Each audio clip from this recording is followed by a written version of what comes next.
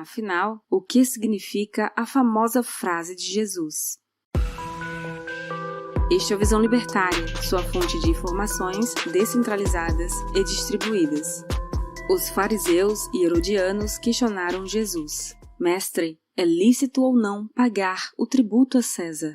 No que Jesus responde, mostrai-me uma moeda de tributo. De quem é esta efígie e inscrição? Dai, pois, a César o que é de César, e a Deus o que é de Deus. A passagem dai a César o que é de César é das mais conhecidas de Jesus. Mas o que Jesus quis dizer com a assertiva? Você faz isso? Dá seu dinheiro, suas notas ao nosso César, que é o governo brasileiro? Uma coisa podemos extrair logo de início nessa passagem. Ele não falou para pagarem impostos aos publicanos ou governadores locais, Pôncio Pilatos ou Herodes, os responsáveis por recolher os tributos. César era César, os governos locais eram diferentes. Quem recolhia os impostos eram os locais, que eram pessoas diferentes de César, e isso mudava totalmente o alvo da mensagem. Pagar imposto é algo pequeno se comparado à verdadeira intenção da mensagem que tinha como alvo o Império Romano e a intenção de diminuir o peso estatal sobre aquelas pessoas. Dai a César é diferente de pague impostos ou ainda não pague impostos. Perguntaram a ele se era devido o pagamento de impostos e ele poderia ter respondido sim ou não, mas preferiu dizer dai a César o que é de César. São coisas diferentes, bem diferentes. E vamos tentar entender mais sobre essas diferenças.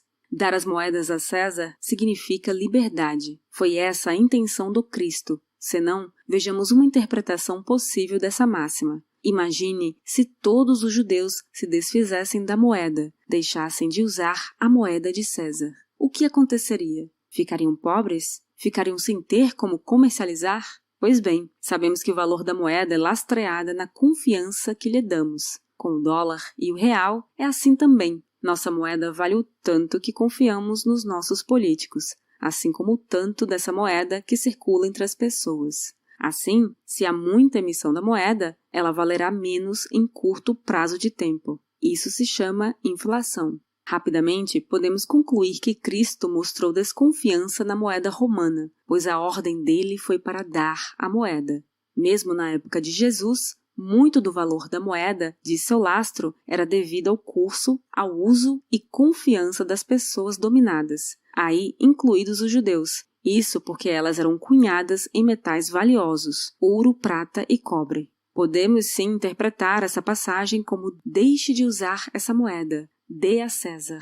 Se todos tivessem deixado de utilizar o denário do imperador, a moeda em si perderia boa parte do valor dela, pelo menos naquela localidade. Mas vamos pensar mais um pouco. E se todos os judeus tivessem deixado de usar a moeda romana, o que aconteceria? Logicamente, seriam um pouco mais livres do jugo, da dominação romana, e contribuiriam como uma pequena parte do império na desvalorização a nível geral, pois mesmo que fossem moedas feitas de metais valiosos, até esses metais têm os seus valores, de tal forma que, havendo excesso, menos eles valerão. E também ficariam mais ricas um pouquinho, pois seria mais difícil cobrar os impostos. Assim, os judeus continuariam a comercializar via escambo ou outra forma de moeda. Usavam até sal naquela época, lembrando que a palavra salário vem de sal, como acabou de fato ocorrendo 3 séculos depois. Sim, mas o que ocorreu nos 3 séculos seguintes?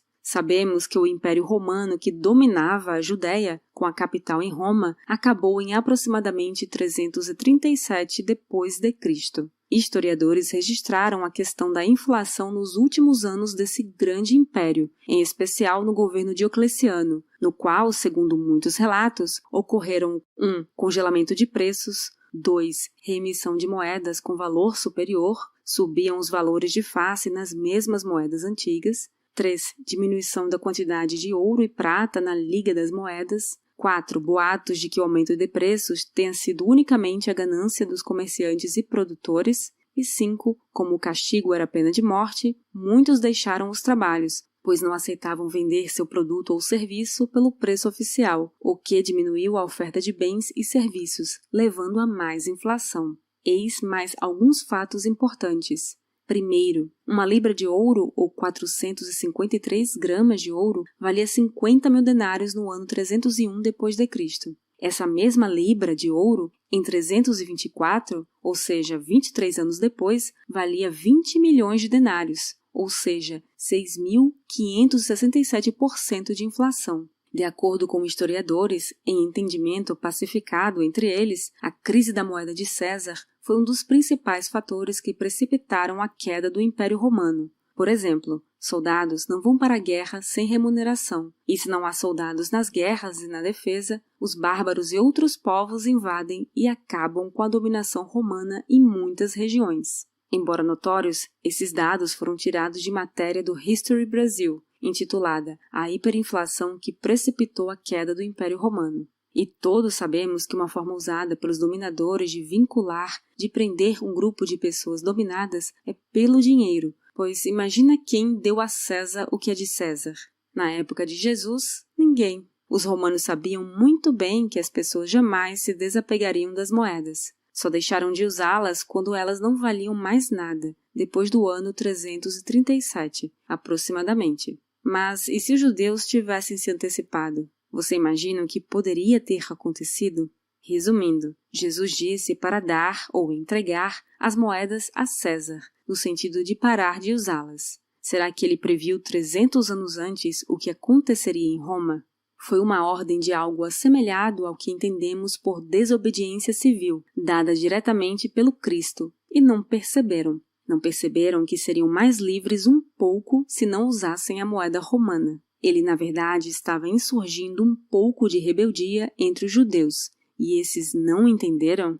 E essa ordem de Jesus, se entendermos pela ótica da liberdade, está em consonância clara com outras passagens, como aquela famosa "Não ajunteis tesouros na terra", e a outra "Conhecereis a verdade, e a verdade vos libertará", sendo essa verdade o fato que a moeda romana era uma forma muito importante de impor jugo sobre a Judéia. Vendo as duas passagens, "Dai a César o que é de César" e "Não ajuntei tesouros na terra", o que qualquer discípulo pode entender diferentemente de deixar de usar a moeda estatal? Agora, vamos tornar mais interessante essa nossa reflexão. Vamos aplicar esse mandamento de Jesus com a novidade chamada Bitcoin. Sim, Bitcoin, e não outras moedas digitais, porque o Bitcoin é a única que não tem o seu César, não tem um dono ou um governo controlando-a ou mandando nela. Podemos interpretar o mandamento cristão no sentido de deixar de usar, dar a César, a moeda real e partir para outras vias de trocas.